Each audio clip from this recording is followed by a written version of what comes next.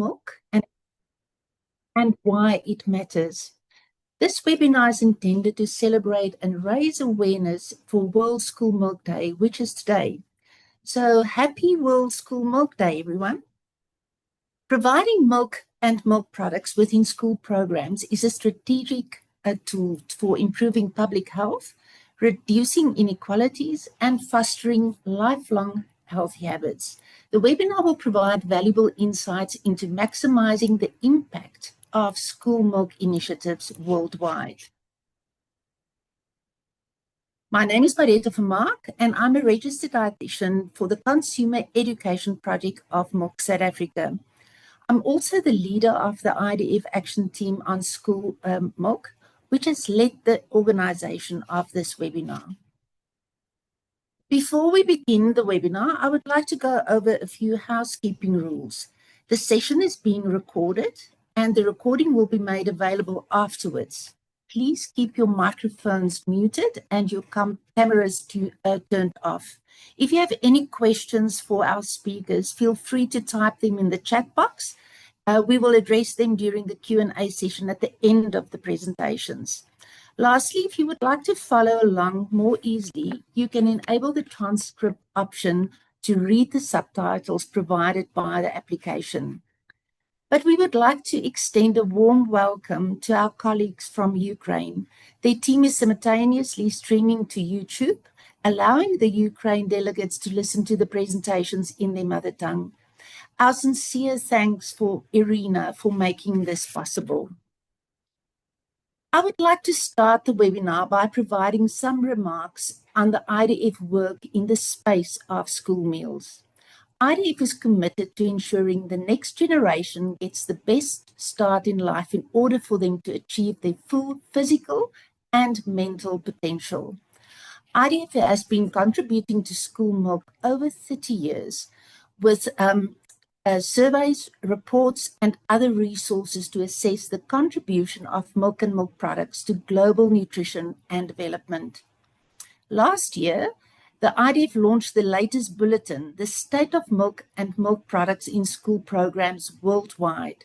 The bulletin compiles valuable insights gathered from the IDF survey alongside a scientific review and relevant sources that highlight the nutrition impact of school milk. I would like to encourage you to download the report, and you can find the link in the chat. The IDF School Milk Knowledge Hub is one of the highlights of the Action Team and our work on school milk programs. You can find several resources, including case studies on school milk program implementation from various countries and other initiatives on the hub. To connect to the hub, you can follow the link in the chat. This is our program for today. We will have 2 presentations followed by a Q&A session.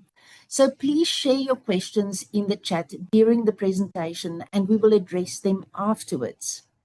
It is my pleasure to introduce to you our first speaker, Dr. Vivek Pandey. Dr. Pandey is a professor of economics at the Institute of Rural Management, Anand, with a PhD from Michigan State University. His research focuses on development economics, applied econometrics, program evaluation, and corporate social responsibility in India. Our second speaker is Dr. Hiroko Nakazawa. She's a professor in the Department of Food and Health Science at the University of Nagano, specializing in culinary science, food culture studies, and dietary education. She holds a PhD in health science from the University of Tokyo and has previously served as a lecturer at Nagasaki Junior College and Nagano Prefectural College. Her research explored traditional food practices, school lunch programs, and the culture dimension of nutrition across Japan. Dr.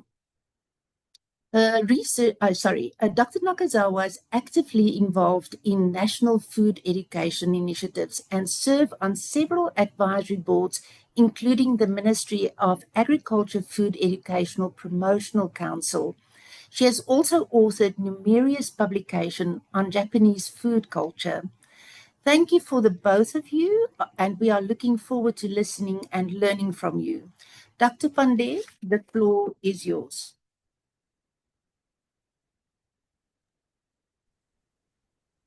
Thank you. Thank you so much, Martha, for a very warm welcome and the introduction. I'll quickly share my screen. If you can kind of confirm that you're able to see, that would be great.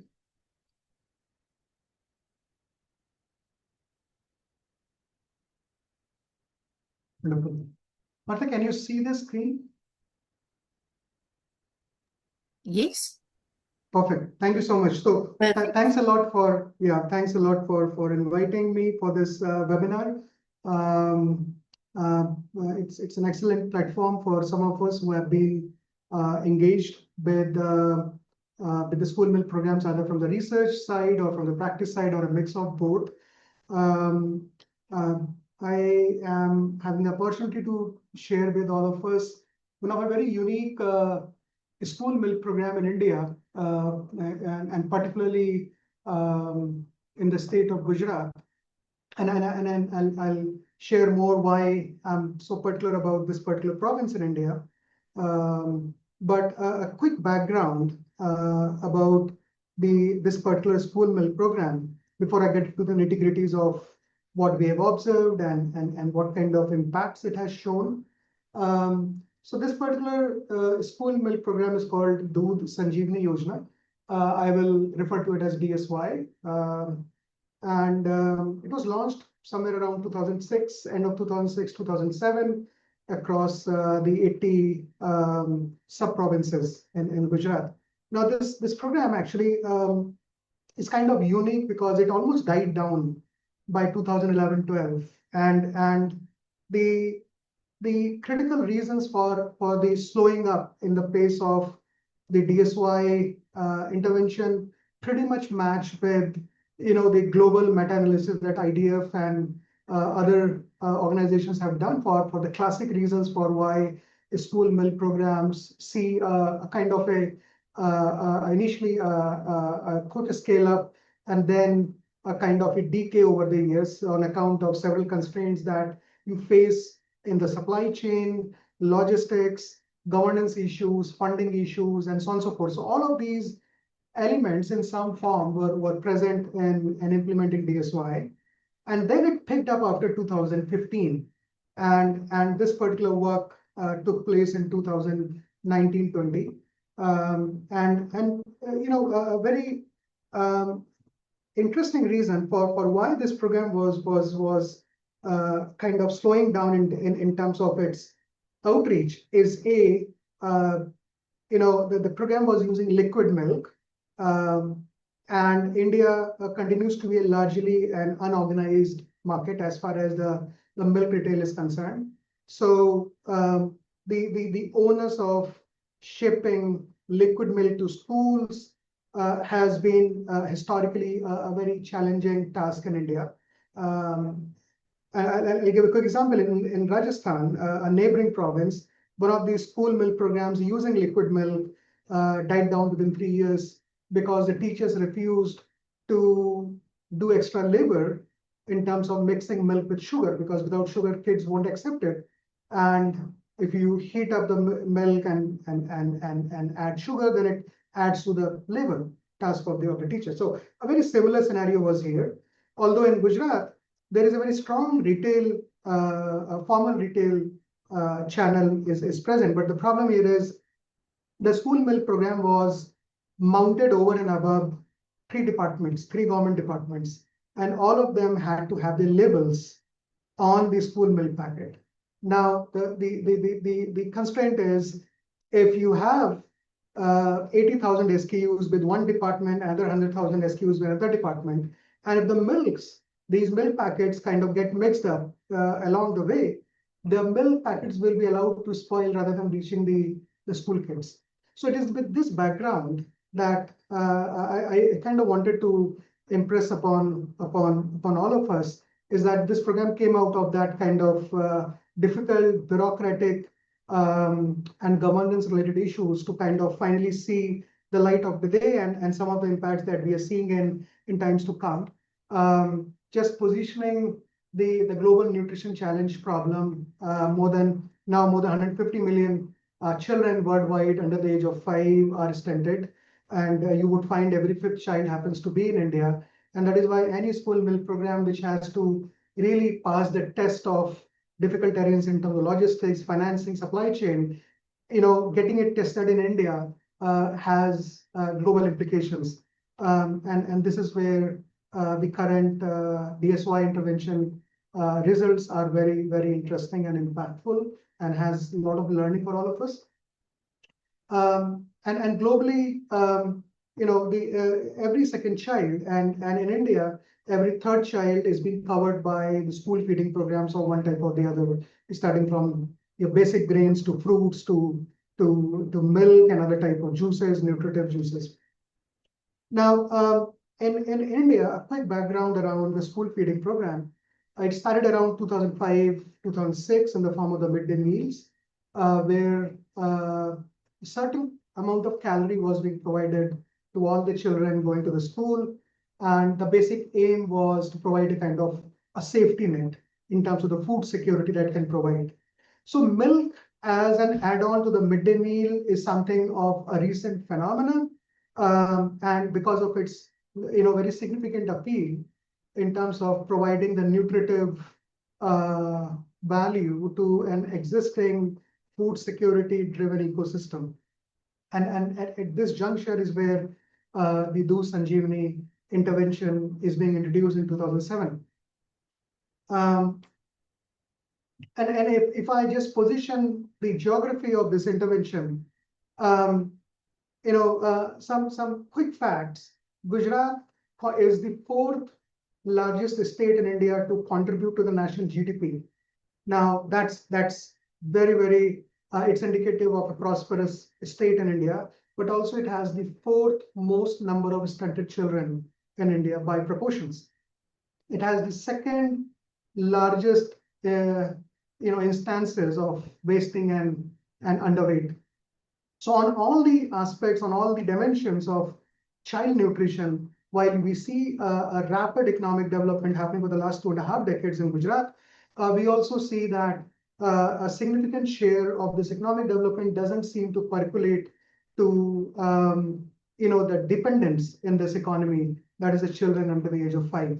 So that is where this intervention assumes more significance, because it's a difficult geography, traditionally speaking, and improving the nutrition profile, particularly around stunting and underweight, is not so easy because of the structural nature of what has happened to the mothers of such children over decades and decades of malnutrition, starting with maternal anemia and other type of nutrition deficiencies.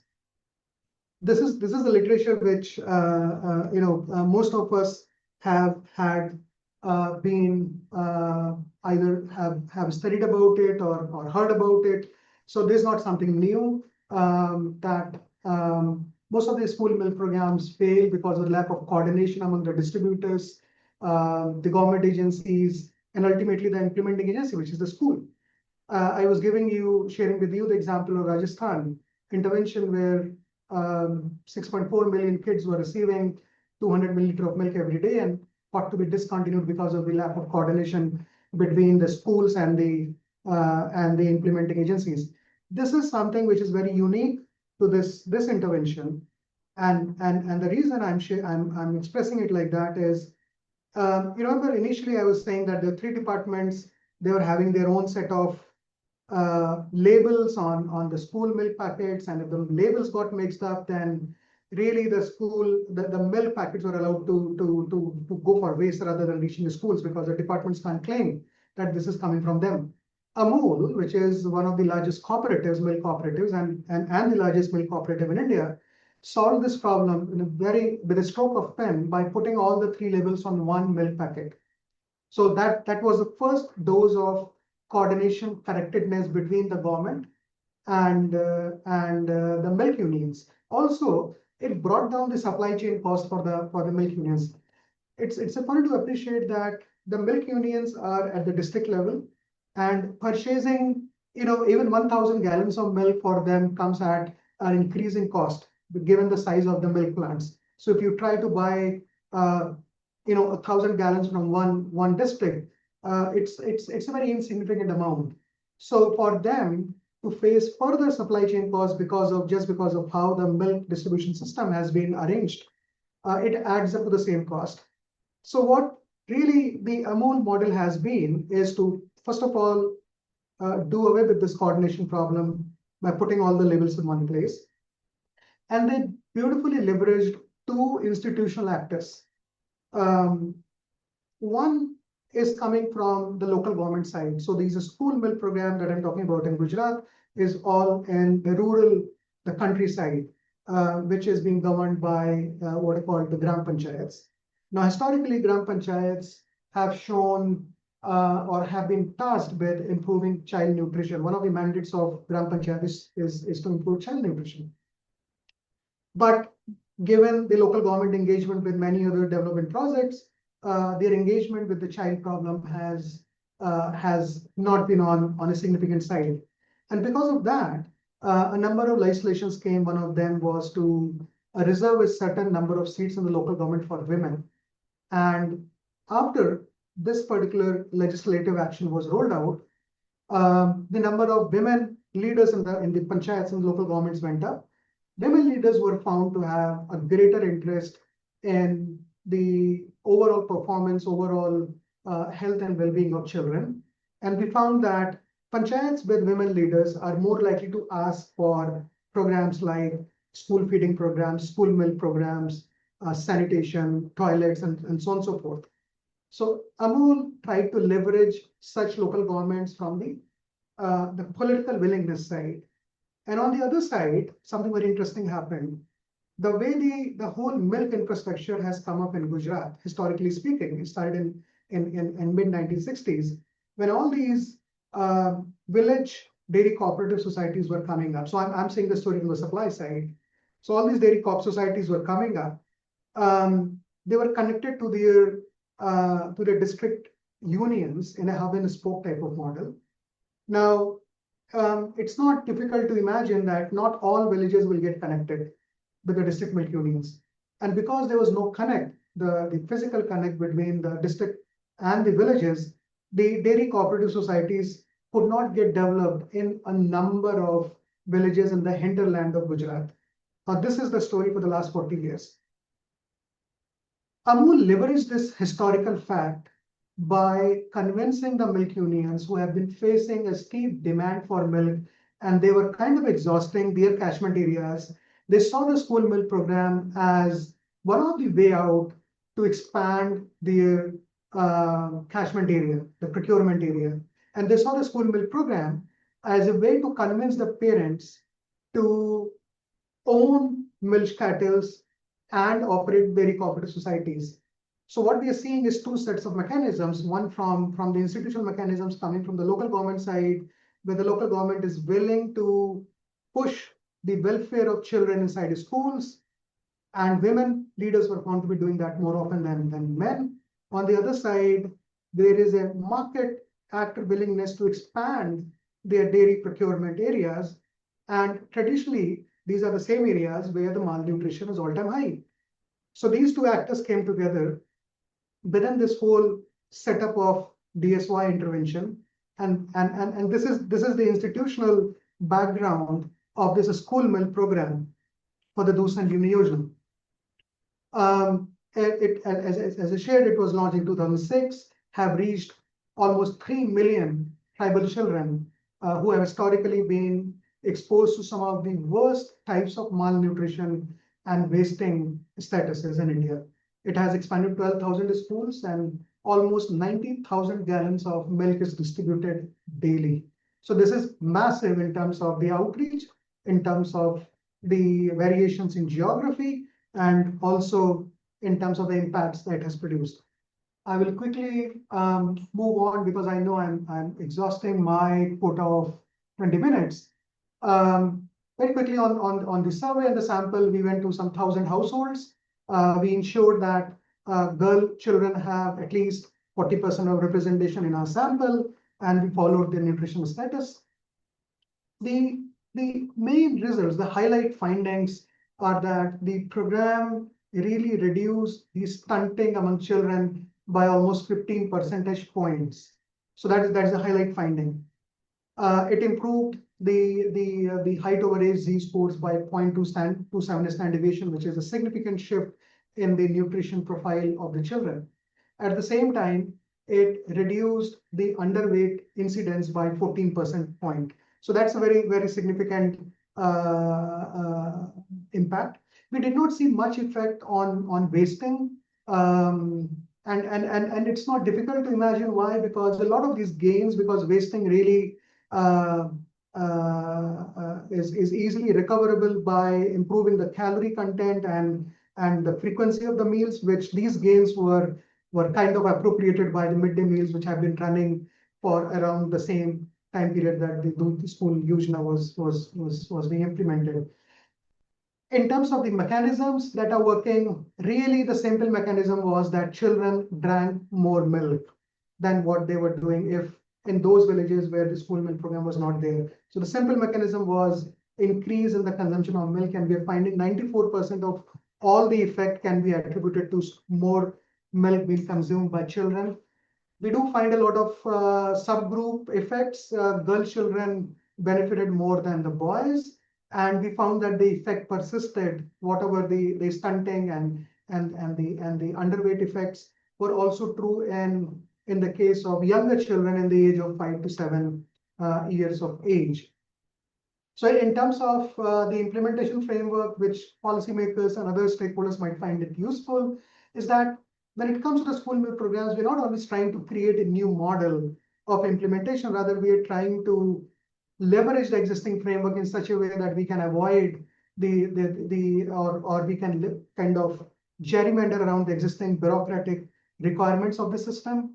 We leverage the existing institutions and the market actors, and somehow we develop an incentive framework where the benefits and the incentives of the institution and the market actors are kind of aligned in a system where the final beneficiaries stand to be the child going to the school. So that's a broad finding from the study, and I would look forward to your questions as we move along. So thank you so much for hearing, and back to Martha. Thank you very much, Dr. Pandey. And we would like now to introduce to you, well, I've already introduced her, but I give Dr. Wagasaki an opportunity to present. Thank you so much.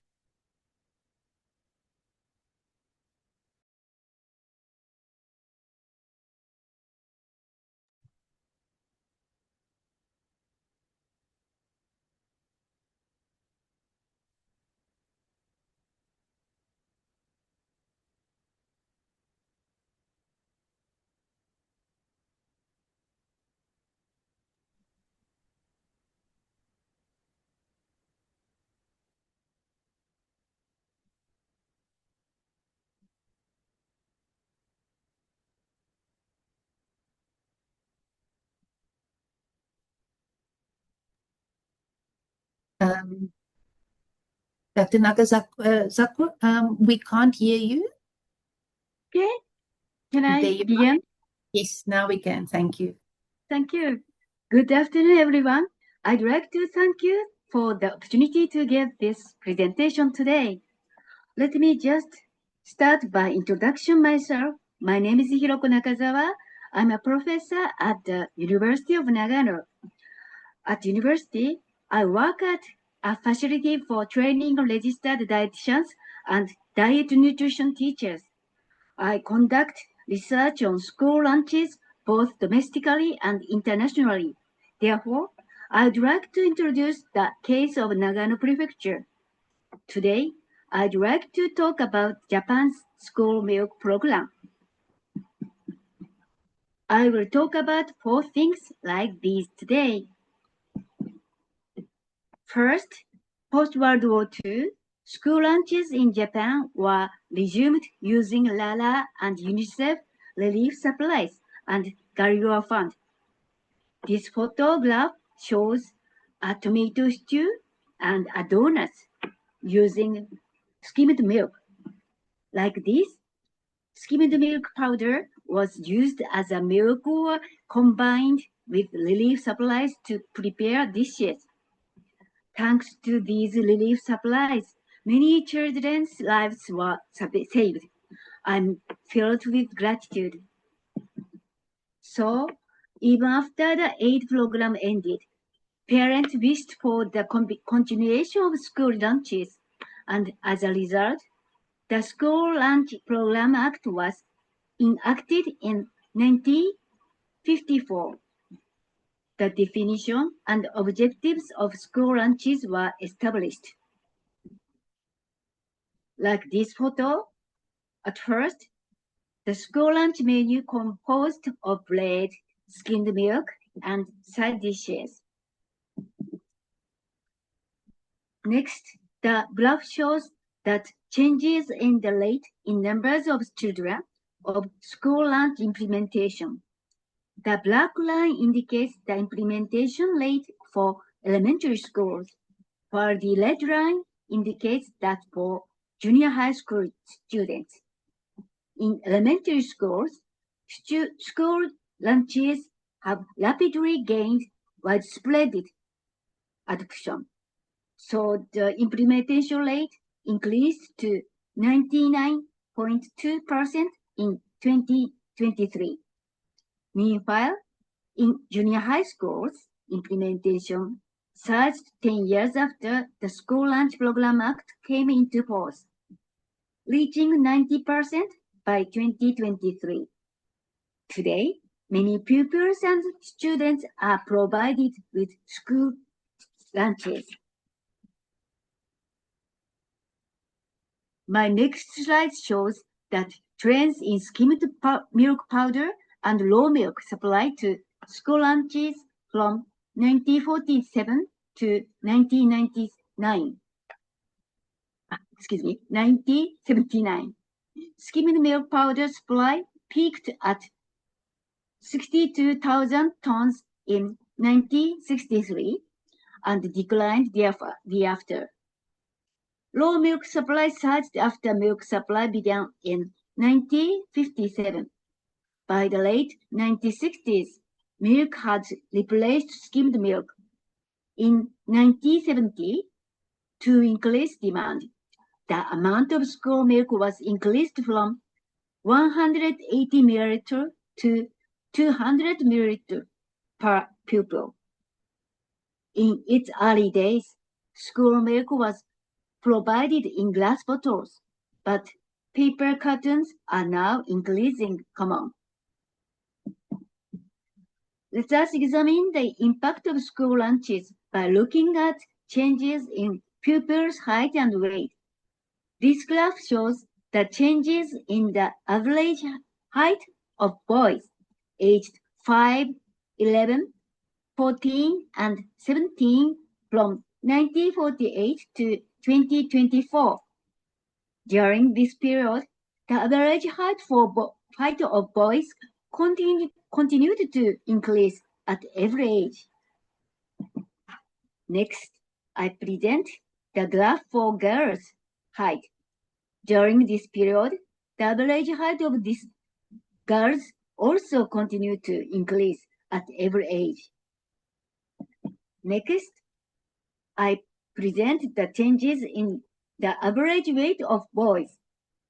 During this period, weight also continued to increase at every age. Next, I present the changes in the average weight of girls. During this period, weight also continued to increase at every age.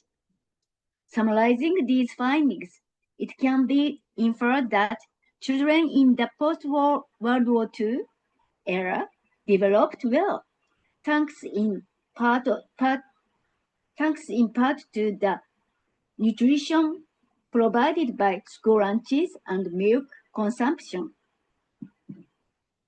Next, I present findings from a 2015 14 survey that serves as the basic for school lunch nutritional intake standards. The survey examined nutritional intake among 3rd and 5th grade elementary school pupils and 2nd grade junior high school students. This chart shows the percentage of pupils and students who don't the estimated average requirement of calcium by sex and grade and between school and non-school days. As you can see from this graph, comparing school days and non-school days reveal that non-school days without school lunches, over 70% of pupils and students significantly fail to meet the recommended intake of calcium. Even school days with school lunches, over 30% fail to meet the recommended intake of calcium. Based on these findings, it was determined that school meals should provide 50% of the recommended daily allowance calcium intake. For instance, for reference, the following chart shows the changes in calcium intake standards for school lunches. Based on scientific evidence such as height and weight data and dietary surveys, calcium requirements have changed over time. For reference, this table shows the latest school lunch nutrition standards per pupil student per meal. Similar to calcium, other nutrients are also determined based on scientific research findings. The table clearly shows that school lunch provides the highest proportion of daily calcium intake at 50%. Next, I present percentage of milk in school lunch intake standards in elementary schools. As you can see from this chart, this diagram clearly demonstrates that in school meals, 200 milliliters of milk provides 67% of calcium. The fat content of Japanese school milk is higher than in other countries. School milk programs are required to provide milk with a fat content of 3.0% or higher. I'd like to emphasize that milk is an indispensable foodstuff for meeting the nutritional intake standards for school lunch. According to a nationwide survey for the 2023 fiscal year, paper containers accounted for 95% of school milk packaging, while bottled milk decreased to about 5% because paper milk cartons are lighter, unbreakable, and cost-effective. As you may know, next I'd like to introduce unique characteristics of Japanese school lunches using Nagano Prefecture as an example. At first, the same lunch menu is provided to all children of a school except for special cases such as children with food allergy. The typical Japanese school lunch menu consists of staple, main dish, side dish, soup, and milk. Like these photos, the main staple food is generally provided as either rice, bread, or noodles. Generally, they are provided with chopsticks or spoons for school lunches. Typically features a variety of side dishes like these photos, enriching culinary experiences. Occasionally, special meals such as holiday meals are served, and fruits or dessert may also be included in the school lunch. So, for many pupils and students, school lunches are delicious and enjoyable time. As you see, serving and Cleaning up school lunches is done by pupils or students and teachers working together.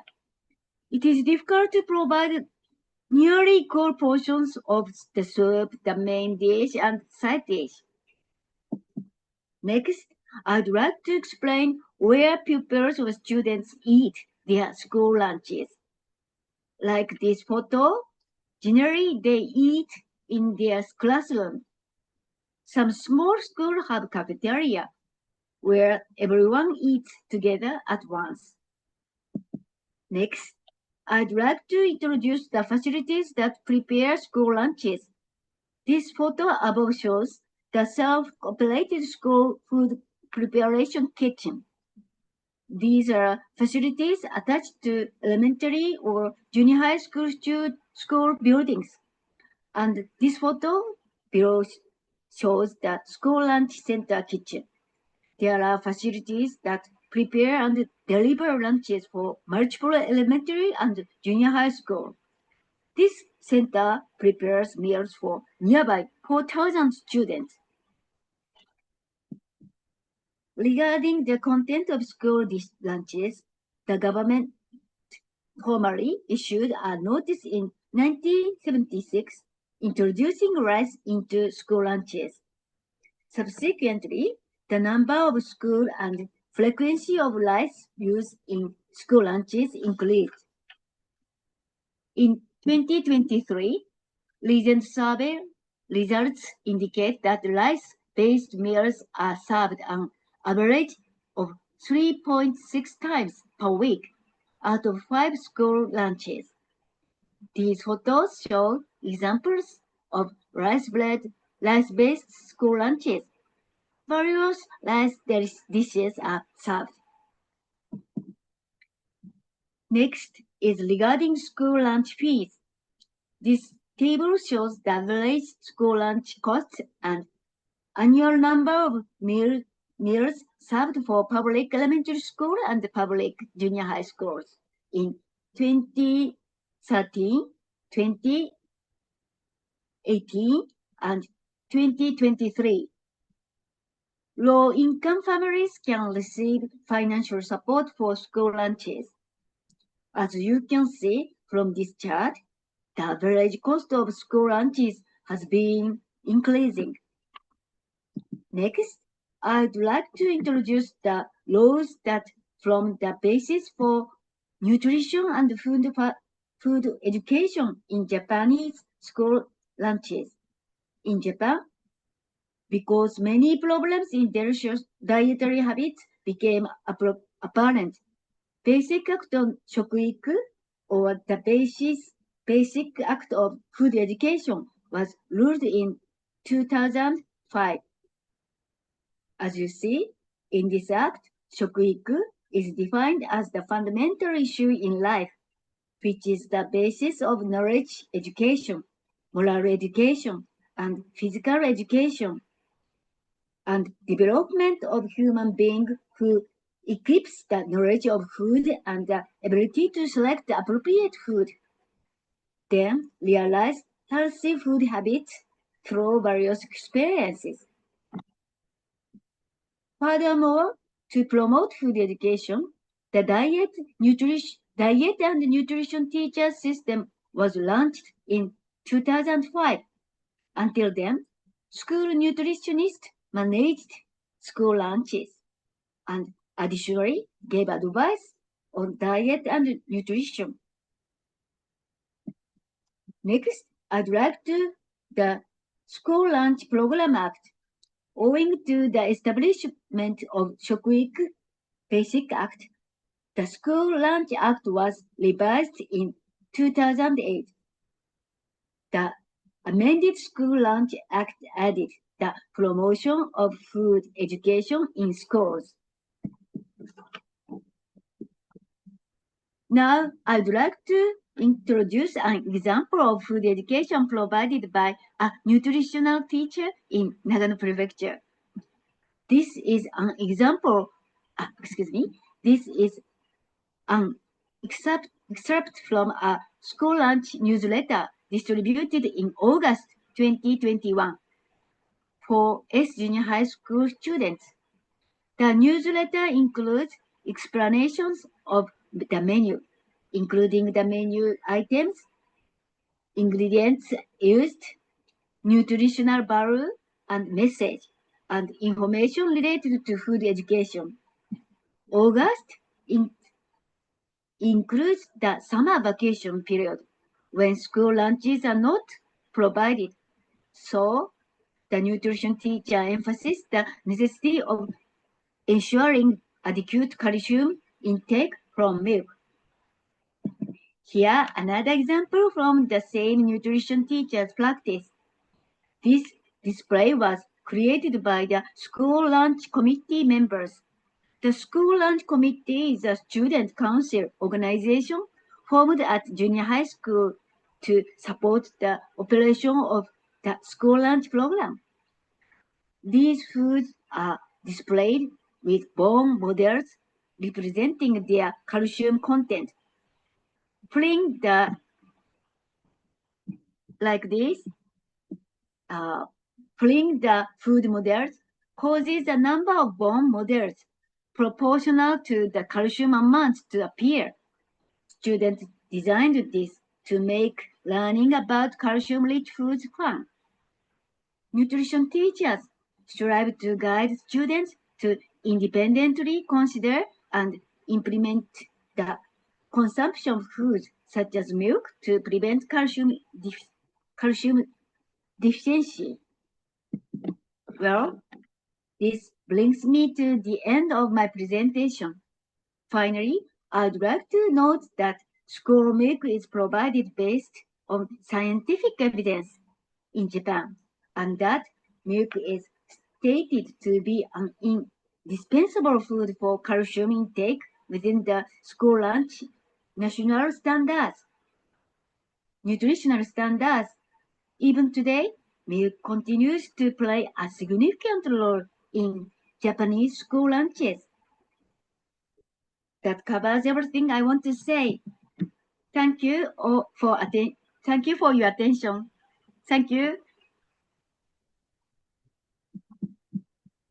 Thank you very much, Dr. Nakazawa. It was very interesting. And also, Dr. Pandey, if you can maybe switch on your camera, then we're ready for the question and answer session. Wonderful to see how these two different countries both make something so magnificent from serving milk at schools. Dr. Pandey, a question for you is, if you want to scale a school milk program nationally, what are the must-have delivery partnerships? So, I mean, many times these interventions seem to have not much external validity in terms of, exactly mimicking and replicating all the conditions that you found suitable in one place may not be available in another place. So every time when you're developing a national level or you're scaling up a provincial level school milk program in a developing space like India, I think understanding the cultural embeddedness is very important. So within that embeddedness, we would find all types of traditional actors who have an interest in child nutrition. So mapping those stakeholders in child nutrition at the government level, at the market level, and at the supplier level.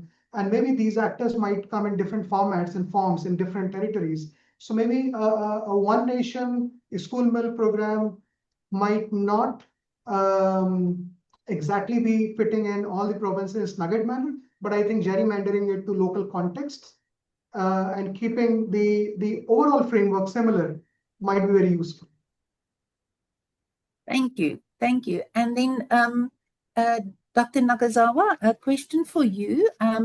I've noted that you said mostly throughout your presentation that you served skim milk at schools, but then later on you mentioned that the children receive 3% or higher fat milk in schools. So at what stage did you change that, and what is the current recommendations for Japan for school children, skim milk versus whole fat milk?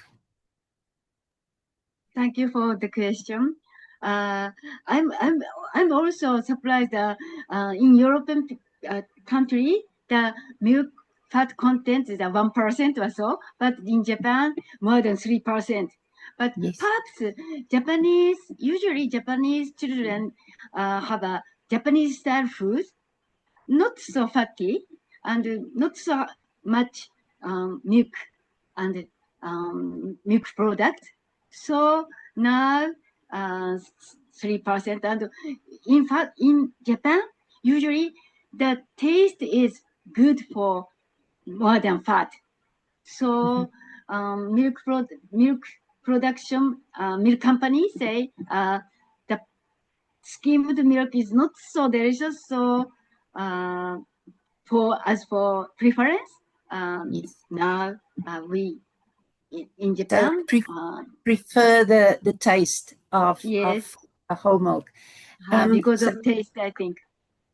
But as for me, excuse me, my opinion, if Japanese children had a much eat fat, so we must change the content and reduce 1% or so. And your food-based dietary guidelines for Japan, what do they recommend for children, school-age children? Excuse me, person?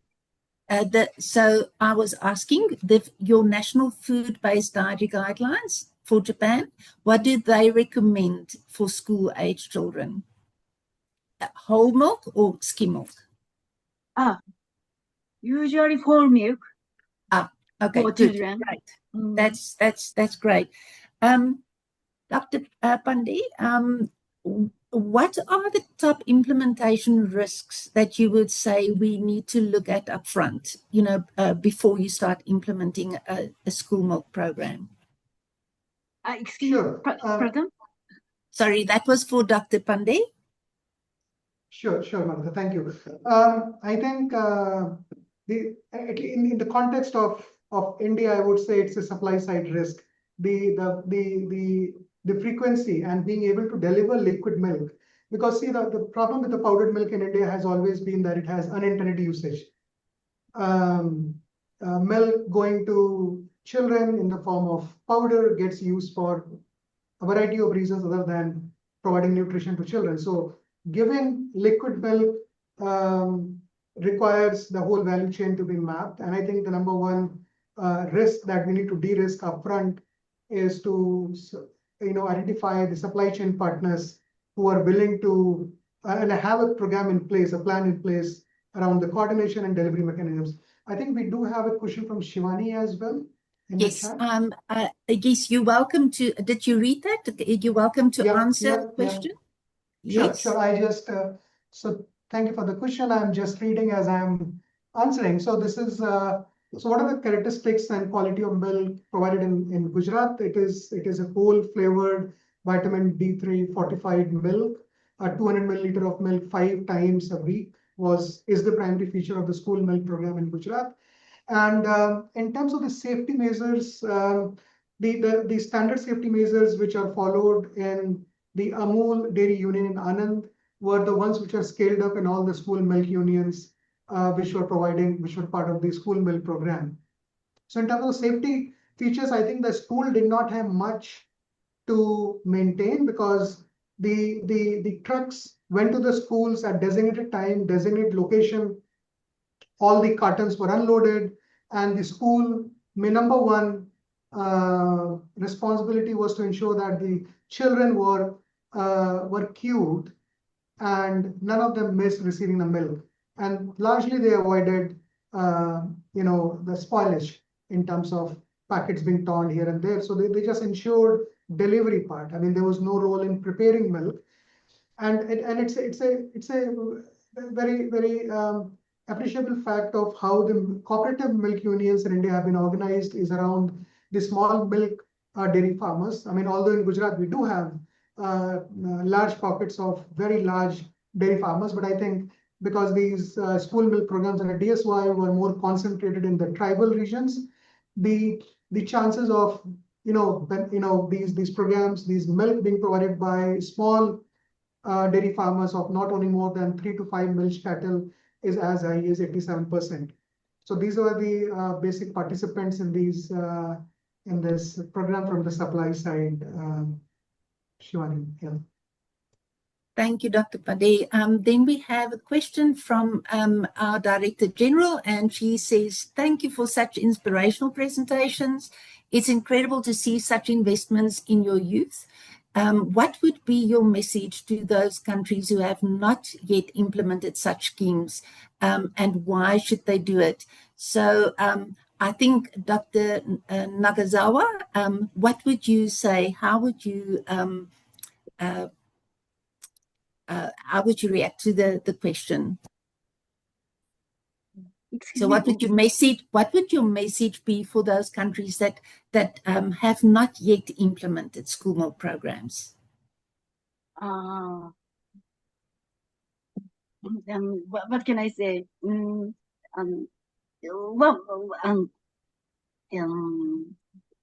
Please, please ask once again, okay?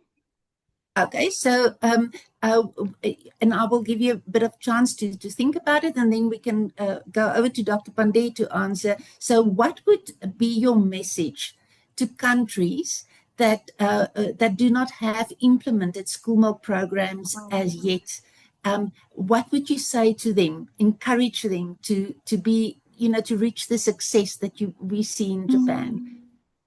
I think really it depends. Yeah, please. Professor Hiroko, you want to go ahead? In Japan, also we have many problems, but I think nutrition diet and nutrition teachers will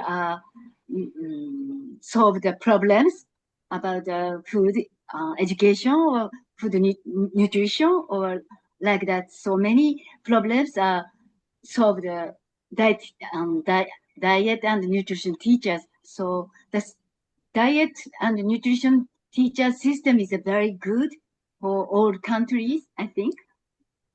Okay, so that would you say is an essential part of getting a school milk program established is also the nutrition education? Yes. Okay, Dr. Pandey, what would you like to answer to this question? Sure. No, I think countries which have yet to have a more uniform policy around the school milk, or roll out a massive or a significant school milk program, I think what one particular aspect of philanthropy is there in almost all the countries that we're finding is corporate social responsibility.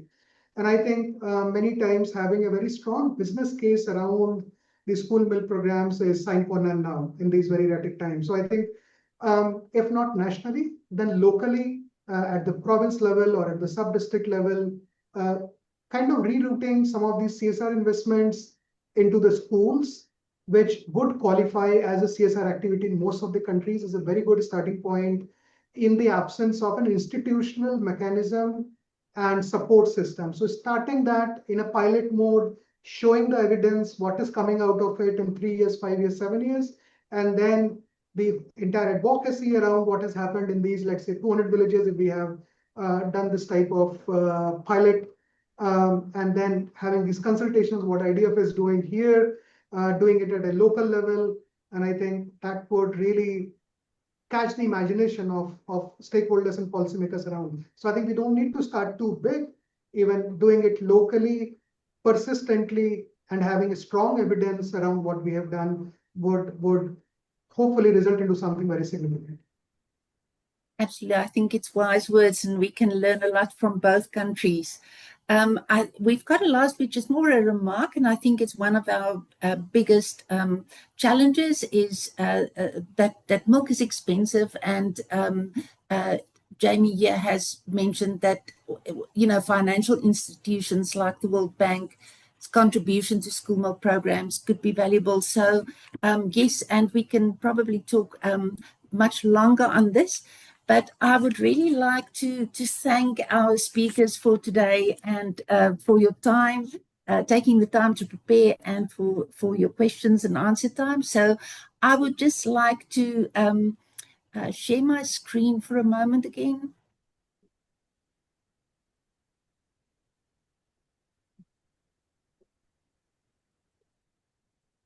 Right, so I was thinking to just mention that earlier this week, during the School Meals Coalition presentation, I saw a quote, "Learn to eat well and eat to learn well." And I think this is exactly what we can take home after today's presentations and listening to why milk matters as part of school meals. So before concluding the webinar, I would like to briefly mention some news from the IDF. Apart from the publications during the presentation, IDF is publishing diverse documents on a wide variety of topics in relation to the entire dairy chain.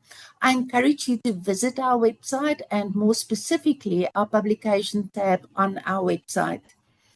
Then finally, the annual IDF World Dairy Summit will be hosted in Chile this year. The link to follow the updates on registration and the program is on our chat. And this event is a unique opportunity for the dairy sector's leaders and experts to gather, share knowledge, and shape the future of the dairy sector. The program will include talks on diverse range of topics about the dairy sector, including a session dedicated to school meal programs. So I hope to see you all there. So this concludes our webinar. So many thanks to all for attending the webinar, and goodbye till next time. Thank you.